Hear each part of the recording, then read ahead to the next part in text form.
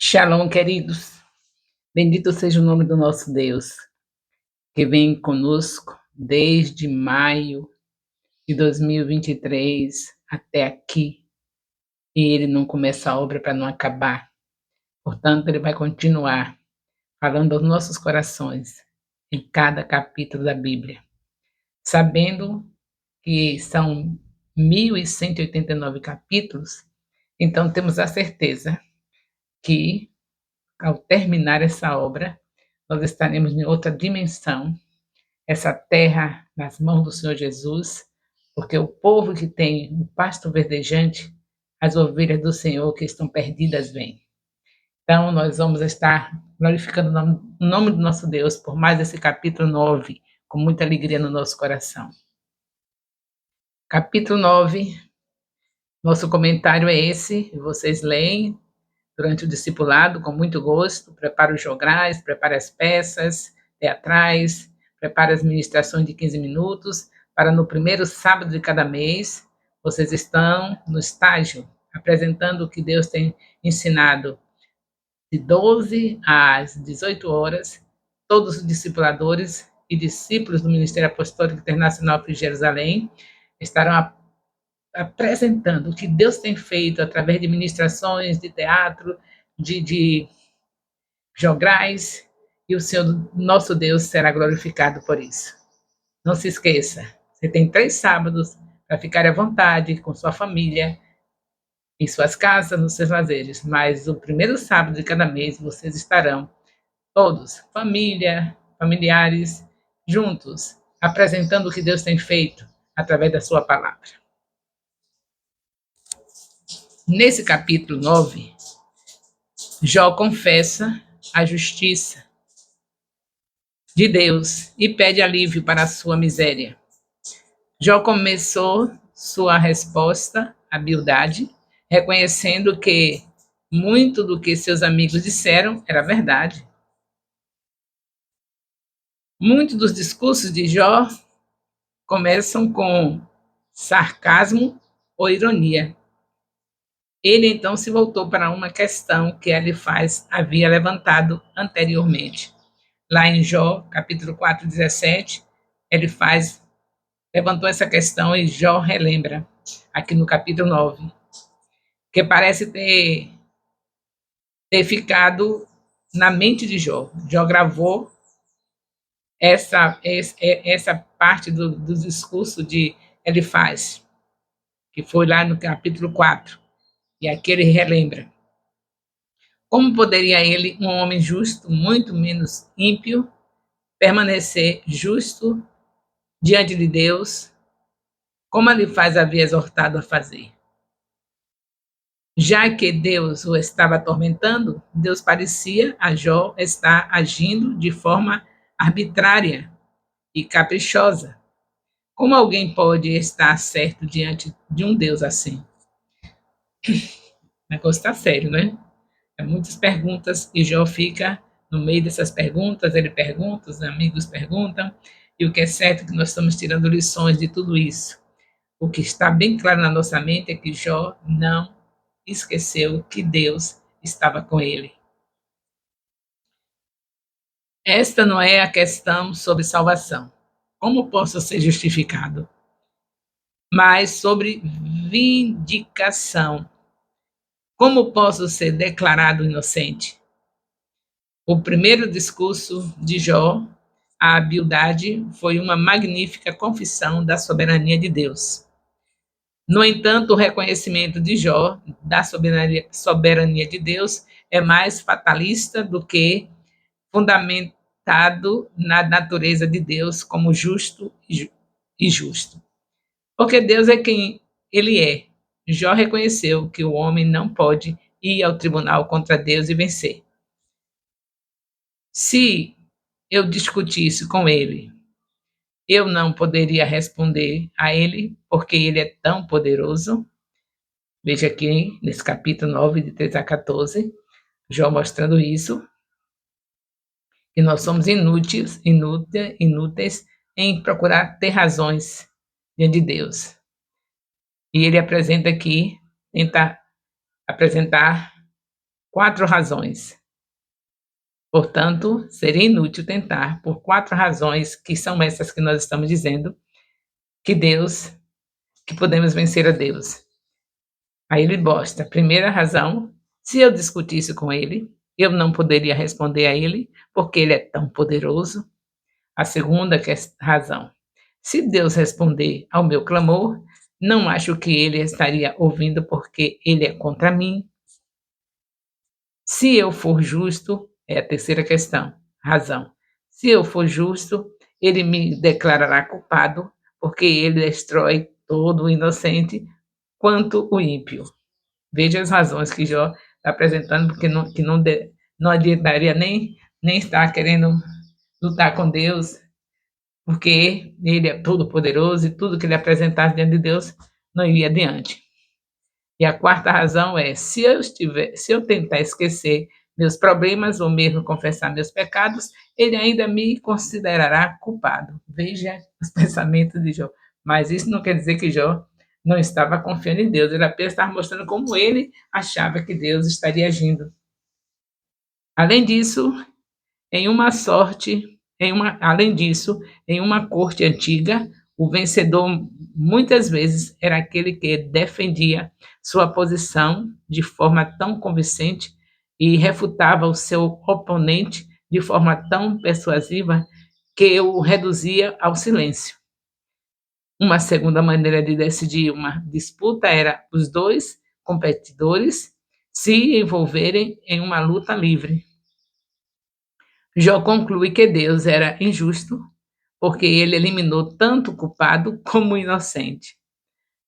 O conceito de Deus de Jó estava se tornando confuso, porque Deus não parecia estar agindo de maneira consciente com a compreensão limitada de Jó. Ele estava fazendo isso, e como nós às vezes fazemos, porque nossa compreensão é limitada. O nosso Deus é ilimitado. Como podemos nós alcançar essa compreensão? Nós só temos que ter fé. E isso Jó conseguiu.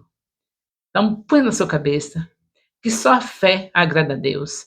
Com tudo isso que Jó falou, Jó não estava murmurando, mas estava falando aquelas coisas que não tinha pé nem cabeça, sofrimento. A gente não está sofrendo, é assim, Deus já sabe. O que Deus quer realmente é que você tenha fé. Porque Deus reconhece o que nós somos. Ele se revelou homem lá em Gênesis, capítulo 1, ele apresenta tudo para nós, se revela, e ele vê que logo em seguida o homem peca. E ele continuou amando o homem, continuou perdoando, ele deu chance, dizendo que eles sairiam do Éden, do paraíso, porque lá não podia permanecer pecado, mas que ele enviaria aquele que iria esmagar a cabeça da serpente, dar nova chance para nós voltarmos a ser filhos de Deus.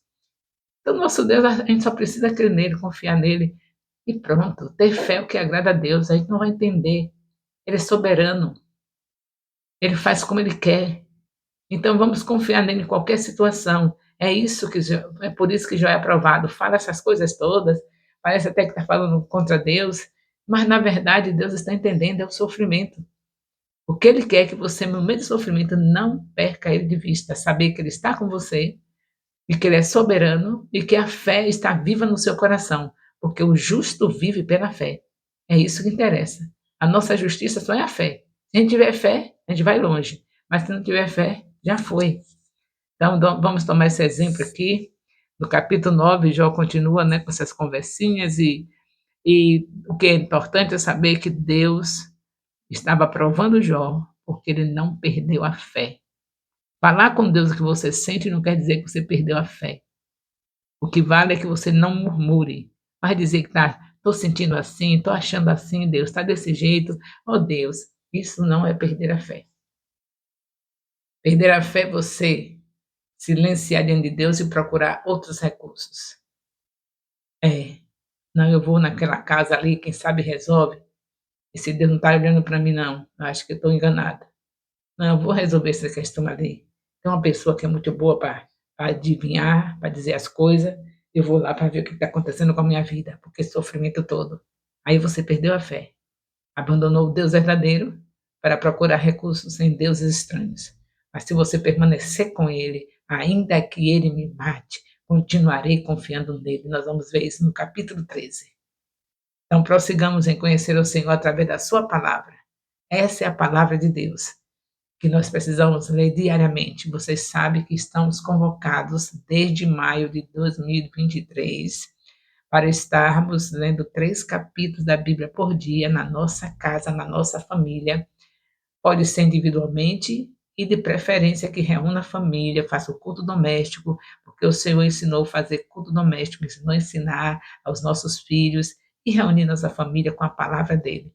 Lá em Deuteronômio, já passou tanto tempo, né? Quando nós estudamos o Pentateuco, os 5 primeiros livros da Bíblia, um deles é Deuteronômio, e está escrito, que é lá em Deuteronômio capítulo 6, de 4 a 9, que é para nós estarmos inculcando a palavra na nossa família, principalmente na cabeça dos nossos filhos, porque Deus deixou também escrito pelo sábio Salomão, em Provérbios 22, 6, ensina a criança o caminho que deve andar, e até envelhecer ele não vai se desviar dele. Então, a palavra é viva e eficaz.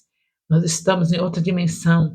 Já vemos alagoinhas aos pés do Senhor Jesus, e qualquer cidade que nós chegarmos, com esse entendimento da palavra, nós estaremos vendo pessoas se rendendo ao Senhor, colegas de faculdade se rendendo ao Senhor, colegas de trabalho se rendendo ao Senhor, vizinhança se rendendo ao Senhor, porque nós temos agora os verdes pastos, que é a palavra, é o pão, é Jesus. Então as pessoas vão estar recebendo a palavra. Aqueles que vão rejeitar, nós sabemos que vão rejeitar, porque Jesus Cristo passou aqui 3 anos de ministério e muitos rejeitaram, mesmo vendo que ele era o pão da vida. Isso é com o Espírito Santo, mas a nossa obrigação é tomar consciência que estamos autorizados para fazer discípulos desde quando nós estamos com a palavra. Para discipular tem que ter a palavra. E nós estamos desde maio, desde o capítulo 1 de Gênesis, até aqui já em Jó, já dá para a gente ter confiança de que o alimento já está pronto, a palavra, e vamos começar a entregar. Quer dizer, muitos já começaram, tomaram coragem e já estão ganhando, consolidando, discipulando e enviando. E tem aqueles que ainda estão duvidosos do potencial que já tem. Já imaginou de Gênesis até Jó um potencial que você já tem? Tem muita coisa para você falar de Jesus. Aqui, a primeira aliança é tudo apontando Jesus. Então vamos em frente. Já estamos com um bom número de células em cada rua, em cada bairro, em toda a cidade. Células. Nós estamos no ministério que é Igreja em Célula, no modelo dos 12. Então, vamos fazer aquilo que nós nos propomos. Aliança é algo muito sério. Nós aliançamos com o apóstolo René e Ana Maria da Terra Nova, que tem a visão desse crescimento do reino através de células e de discipulado. Discipulado de 12, igual de Jesus. Porque a ordem do Senhor na palavra é que a gente ande como ele andou. E ele, capacitado pelo Espírito Santo, andou discipulando e deixou para nós a missão de discipularmos. Então, graças a Deus, que estamos num crescimento fantástico. Já tem em cada rua uma célula, no mínimo. Não tem mais uma rua que não tenha célula nessa cidade. Não tem mais um bairro que não tenha células. E não tem mais nenhuma congregação que não tenha discipuladores. Quando nós começamos em maio, só tínhamos, pela misericórdia de Deus, o líder da congregação. O pastor e a pastora, o bispo e a bispa, o missionário e a missionária, pela misericórdia. Alguns deles que nem tinham 12 discípulos. Hoje, graças a Deus, todo líder de congregação já tem o seu discipulado de 12 e já estão formando outro discipulado de 12, porque esses que estavam discipulando desde maio já estão prontos, já estão fazendo discípulos também.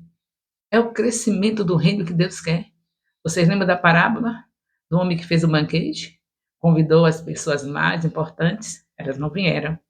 E ele queria a casa dele cheia, o banquete para todos, para uma multidão. Não vieram os convidados, ele mandou buscar coxos, aleijados, o que encontrasse pelo caminho, porque ele queria a casa cheia. Essa parábola está falando sobre Jesus, do reino de Deus, do Senhor Jesus Cristo, com esse banquete que é a palavra dele, e quer a casa dele cheia. Ele quer cada templo, cada congregação cheia, cheia de pessoas que foram trazidas pelo próprio Espírito de Deus, porque nós só fazemos pregar. Nós vamos na casa, fazemos a evangelização e depois o Espírito Santo é que convence. Mas ele só vai convencer se você for lá falar. A missão nossa é falar. E graças a Deus já estamos entendendo isso. E por isso hoje já estamos nessa dimensão. Louvado seja Deus, engrandecido seja o nome do Senhor. Sabemos que temos uma música do discipulado que fala que temos que cantar, todo discipulado cantar essa música, que fala de ganhar, consolidar e enviar. E aí você pode, dessa música, tomar inspiração e não esquecer que o Senhor Jesus Cristo deixou escrito em Mateus 28, 19: Ide e fazer discípulos. Que adianta ficar num banco de igreja sentado se achando? Que adianta? Sendo reprovado por Deus. Se ele diz que todos nós temos que fazer discípulos. Ah, não adianta, então vou recuar, não quero mais ser crente. Você que sabe. Se você com Deus já está achando, sentado no banco, pelo menos tem Jesus no coração, já se decidiu, e aí você está ouvindo o que tem que ouvir, que não é somente para ficar sentado, aí você acha que deve se revoltar e não ficar sentado nem ficar em lugar nenhum. Vou logo viver minha vida aí que eu não quero saber de discipular, negócio de discipular. Eu não sei quem foi que ensinou isso a você. Fui eu? Ou foi a palavra? Se você já é um crente, tome posse da sua posição de crente.